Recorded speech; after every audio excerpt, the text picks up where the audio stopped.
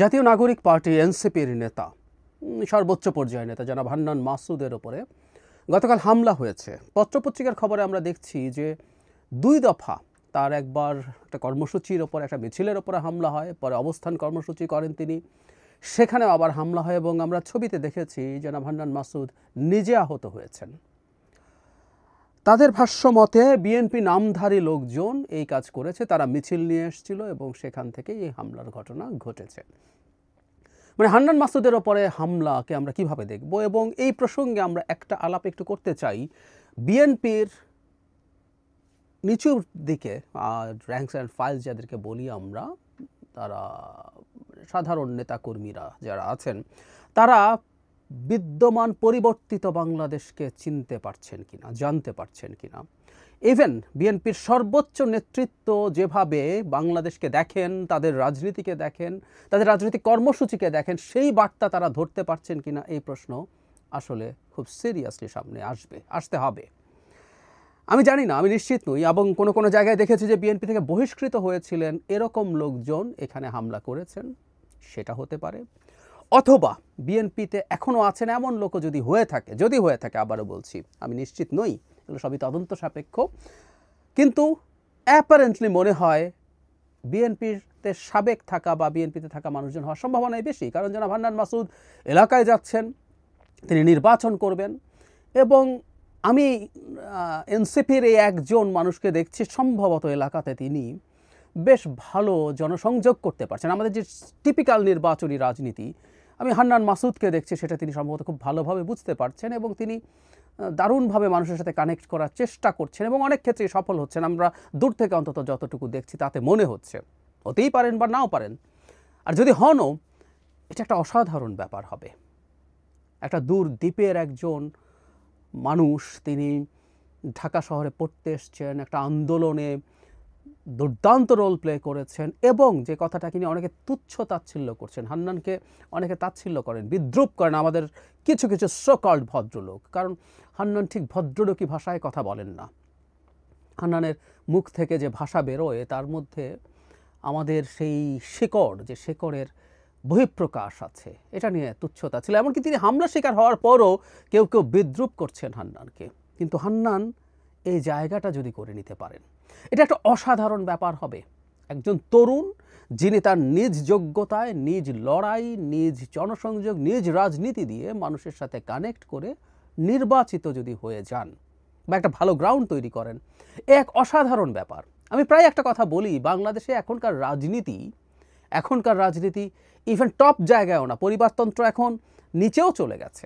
MP দূরেই থাকুক, উপজেলা চেয়ারম্যান, ইউনিয়ন পরিষদের চেয়ারম্যানেও কেউ নিজে হতে পারবে, এই পরিস্থিতি আসলে নাই এখন আর সেই জায়গায় হান্নান মাসুদ, এবং তিনি যদি একটা নতুন রাজনৈতিক দল থেকে এই জায়গা তৈরি করতে পারেন, এটা অবিশ্বাস্য একটা ক্যাপেবিলিটির প্রমাণ। হান্নান মাসুদের এই সাফল্য কন্টিনিউ করুক, এরকম তার দলের আরও অনেকে এরকম সফল হোক, আমরা এটা মন প্রাণে চাই। তার সমালোচনা আছে, কেউ তার বিভিন্ন জায়গায় বেশ কিছু কর্মকাণ্ড নিয়ে প্রশ্ন তুলছেন, আমি এগুলোর বিস্তারিত আজকে যাচ্ছি না। উনি হামলার শিকার হয়েছেন, আহত হয়েছে, সেই আলোচনায় যাচ্ছি। সেই সমালোচনা যদি হয়, সেই সমালোচনা থাকবে, সেই সমালোচনা করবে, সেটার জবাব তিনি দেবেন। তিনি নির্বাচনী মাঠে এই অভিযোগগুলো আসবে, সেগুলোর জবাব তিনি দেবেন। না পারলে তিনি নির্বাচিত হবেন না। আর তিনি যদি কোনো ফৌজদারি অপরাধ করে থাকেন, সেটাও বিচারিকভাবেই সেটার সুরাহা হতে হবে, হতেই পারে। আমরা কাউকে ফেরেশতা মনে করি না, যদি তা হয়ে থাকে সেটা ওভাবে হবে। কিন্তু আসলে উনি মারধরের শিকার হবেন, হামলার শিকার হবেন, এটা আমরা কোনোভাবে নিতে প্রস্তুত নই। বিএনপি নামের কেউ, সাবেক বিএনপি থেকে বহিষ্কৃত হোক বা বিএনপির বর্তমান কেউ হোক, আমি মনে করি বিএনপির উচিত হবে এখন এই হামলার ব্যাপারে বিএনপিকেই পার্সু করা। মানে আমাদের দেশ তো আসলে সিস্টেম্যাটিকলি চলে না, থানা নানান রকম চিন্তা করে, নানান হিসাব নিকাশ করে। সো বিএনপি এই হামলাকারী কারা, তাদেরকে ধরা, তাদেরকে বিচারের আওতায় আনা এবং বিচার করার ব্যাপারে, যদি তার নিজের মানে এক্সিস্টিং সদস্য হয়ে থাকে, বিএনপিকে একটা পার্সু করা দরকার এবং একটা নজির স্থাপন করা দরকার। এটা খুব জরুরি, কারণ সামনে নির্বাচন আসতে যাচ্ছে। এই সময়ে এনসিপি বা আদার পার্টিস তারাও মাঠে নামবে। তখন যেটা হয়, বিভিন্ন আসনে থাকা লোকজন, বিএনপির নেতারা বহুদিন এমপি হন নাই, মন্ত্রী হন নাই, তাদের দীর্ঘ তৃষ্ণা আছে সেগুলো হওয়ার জন্য। সুতরাং বিএনপি সারা দেশে যদি প্রায় সব সিটও পেয়ে যায়, তার নিজের সিটে আমি হেরে যাব এটা হয়তো মেনে নেবেন না। সো সর্বোচ্চ নেতৃত্ব যাই ভাবুন না কেন, নিজ এলাকায় তারা একটা নেক্সাস তৈরির চেষ্টা করতে পারেন পুলিশ প্রশাসন সবাইকে নিয়ে, যে তিনি এখানে আর কাউকে দাঁড়াতে দেবেন না। বিশেষ করে কেউ যদি সেরকম ট্র্যাকশন পেতে পারেন, তাকে আমরা দাঁড়াতে দেব না, তাকে আমরা হামলা করে আঘাত করে দূরে রাখার চেষ্টা করব। এই রকম পরিস্থিতির সামনে আরও সম্ভাবনা বাড়তে পারে। দলের সিদ্ধান্তের বাইরে আমি কোনোভাবেই মনে করি না বিএনপির কেন্দ্রীয় নেতৃত্ব এবং সর্বোচ্চ নেতৃত্ব এই ধরনের কোনো কিছু করার ব্যাপারে তাদের সিদ্ধান্ত আছে, কিন্তু ওই যে বললাম স্থানীয় পর্যায়ে হতে পারে, স্থানীয় পর্যায়ে হতে পারে। সুতরাং সেটা যদি হয়ে থাকে, এখনই এই একটা কেসকে বিএনপির উচিত একদম এক্সাম্পল হিসাবে সবার সামনে আনা।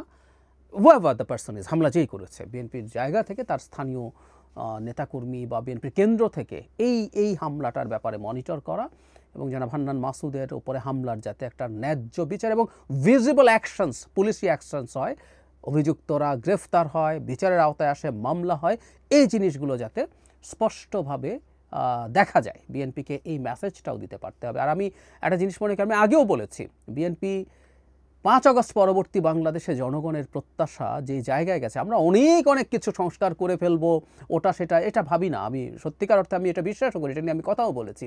কিন্তু এই বাংলাদেশে আগের মতো মারো পেটাও রাজনীতি চলবে, এই বাংলাদেশে রেন্ট সিকিং চলবে, এই বাংলাদেশে যাতা করা যাবে আগের মতো করে, এই বার্তাটা বিএনপির এই পর্যায়ের কাছে পৌঁছতে হবে, বিএনপিকে এটা পৌঁছাতে হবে। এবং বিএনপির আন্তরিকতাও আছে, যারা এইসব জিনিস ভাঙছেন তাদের বিরুদ্ধে বিএনপি অ্যাকশনস নিচ্ছেন, কিন্তু এটা আরও টাফ হতে হবে।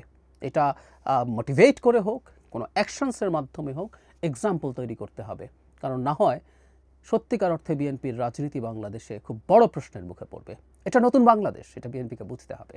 নতুন বলতে আমি র্যাডিক্যাল বিপ্লবী বাংলাদেশ বলছি না, আমি এটাকে বিপ্লব মনে করি না, কিন্তু এক্সিস্টিং যে বুর্জোয়া পলিটিক্সের বাংলাদেশ ছিল, এক্সিস্টিং যে ব্যবস্থার মধ্যে আমরা ছিলাম, তার একটা সুনির্দিষ্ট মানে ভিজিবল পরিবর্তন আমরা দেখতেছি। যে বাংলাদেশ দুর্নীতিমুক্ত হয়ে যাবে, বাংলাদেশ চাঁদাবাজি মুক্ত হয়ে যাবে, আমি মনে করি না এটা এক্সপেক্ট করা সঠিক।